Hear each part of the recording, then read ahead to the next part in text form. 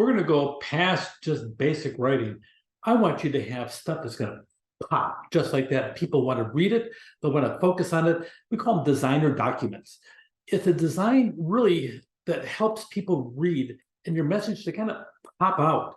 There's a how you use your white space. White space is critical. You see on this slide here, you have a lot of white space around it. That white space really enhance what's in there. The margins play a big role. The typefaces and the fonts, numbered lists, bulleted lists, headings have a visual impact. All of that plays a major role on everything that you write. And a lot of it is a matter of just how you do it and the formatting of it. Formatting really plays a major role. Make that white space. The empty space with no print on it is called the white space. A page full of text, by the time it was done, is busy, cluttered, unreadable. A friend of mine, he says, let me look at your resume. He sends me this resume, and literally, he had reduced the margins to nothing. Then he had an entire one sheet of paper because somebody told him once upon a time, the resume should be 1 page long. Okay, number one, that person was wrong. We'll talk about that. But the reality was it was awful, and I was irritated reading it. It just made me mad because it's a matter of I'm trying to track things and couldn't do it. White space is good. By the time it was done, it was a 2-page resume, and we had lots of white space, and it looked very professional and very polished. But we had to sit down, take advantage of that white space to avoid that busy, cluttered, and unreadable look. Use headings, use bulleted points, have a good margin. Short sentences. Remember the rule, get nothing over 20 words, and then short paragraphs. Remember the rule, 8 or fewer lines to improve readability and comprehension. The margins, your computer is already preset in all your different writings.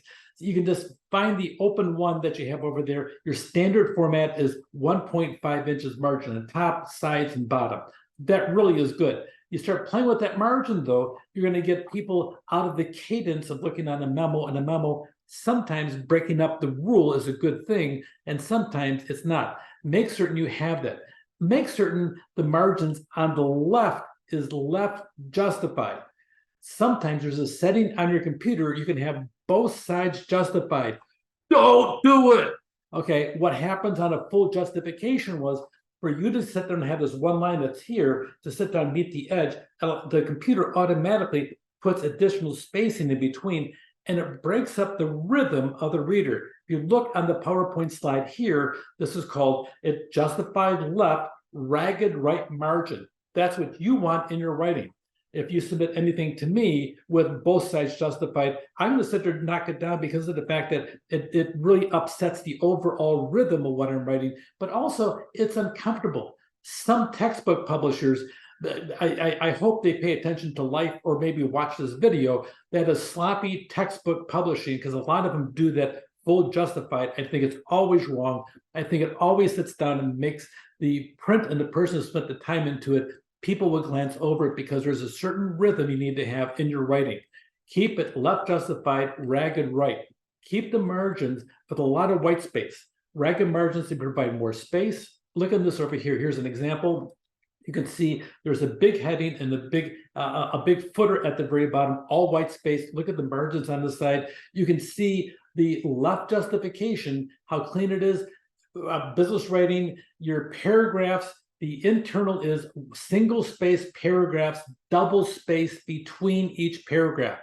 Single space sentences in the paragraph, double space in between paragraphs. That is the methodology and the format for business correspondence. I realize English professors, they have a different perspective on it. They're wrong when it comes to the world of business. This is how you write. Single space paragraphs, double space between the paragraphs, left justification, ragged right margin. That always is the best.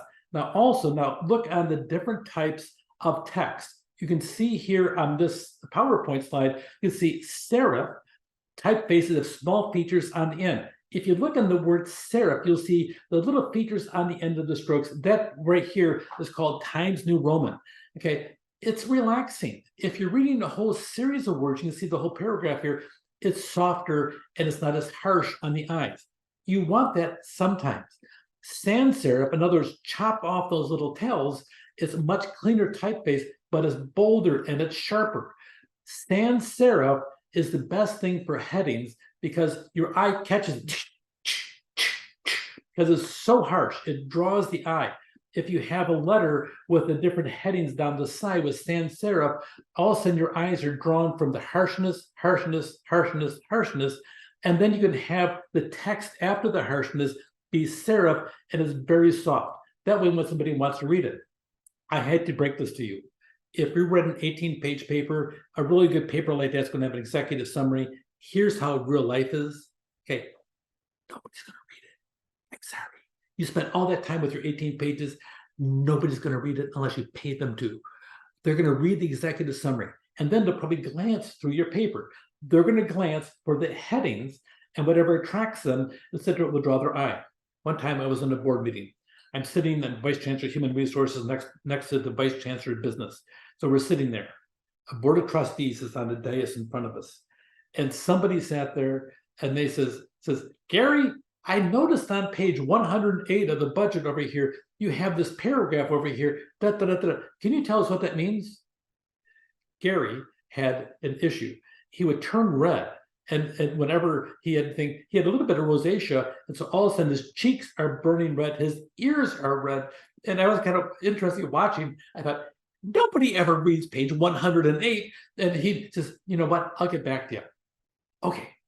In this case, Gary was always dependable, and that board of trustee member knew Gary would get back to them. That was a big deal.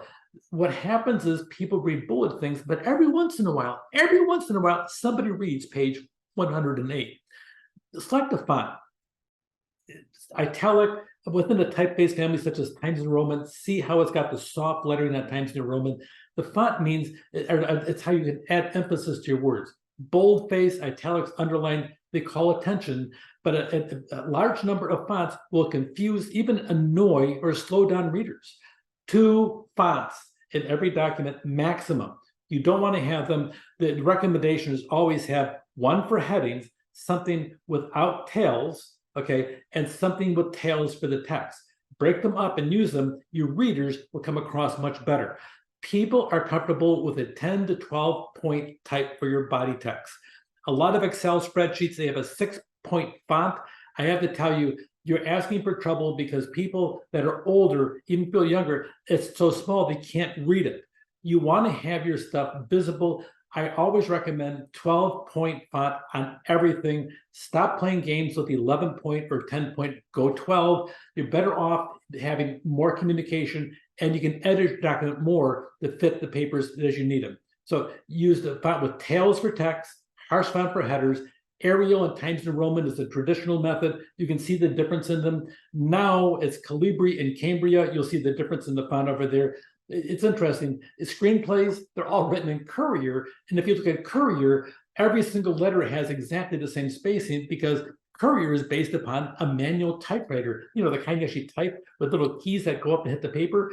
If you submit anything other than a screenplay than Courier, you're going to get rejected. Nobody's going to take it. So, but in normal writing, Calibri and Cambria is the same thing in the aspect of what's good out there. But Calibri is fabulous for anything heading. Cambria is good for text.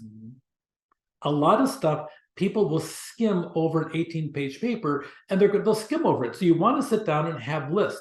People like lists. Think, think, think, think, think, think, think. They get the idea of bang, bang, bang, bang, bang. You want to have that. We'll talk about the value later on of specific things like resumes as to how good that is. They want to have a skim value. If you have a bulleted list, they'll say, oh, okay, they can see the thing. If you have a numerical list, 1, 2, 3, 4, they'll know what should be done first and what should be really 1, 2, 3, 4. I'll do 1, 2, 3, 4 in that order. That's what it comes down to. So you want to break up complex information into smaller chunks. Be careful. Don't have lists, 2 or 3 lists on the same page. That is irritating. 1 list per page. Keep it in the context of it. Use lots of white space. They really help the writer to organize ideas efficiently. Be careful. Too many irritate. So here's an example. The numbered list to start a business: write a business plan, locate venture capital, prepare a feasibility study.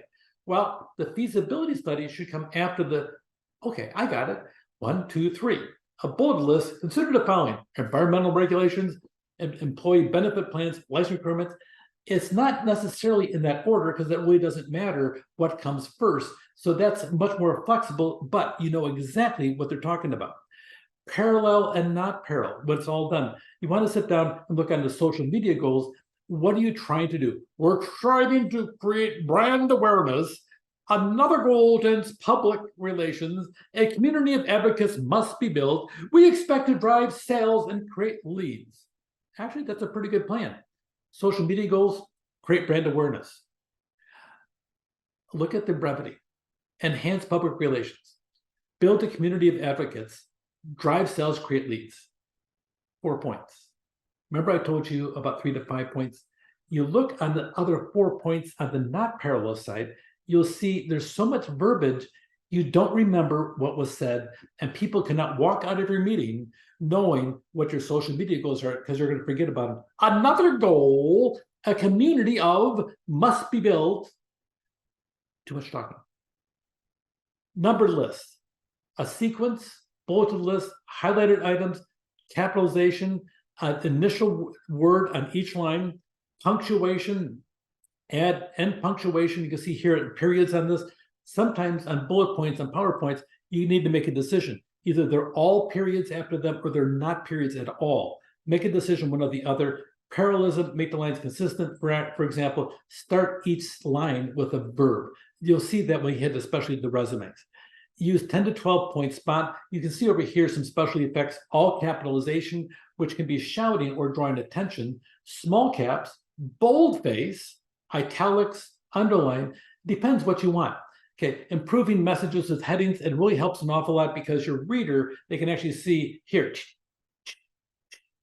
what are you trying to say? And they don't have to read the whole thing to get the message. That really helps the reader an awful lot. That way they can skim by the time we're all done. In an 18-page paper, you're going to sit down, you're going to look at this, and you're going to say, okay, well, here's the executive summary. And I'm an accountant. I want to go to the finances. Instead of the construction, instead of this, I want the finances. They'll flip to that automatically because that interests them. You want to be that person that keeps everybody interested. Too much special effect turns people up and makes them ill. Okay, margins, keep centering fonts. They're irritating. You write papers like that, people get irritated, and don't be afraid to leave white space. Provide a fashionable document with the artistry of a word professional. Craft your work so people can see what you communicate and take time and watch the detail. Take care.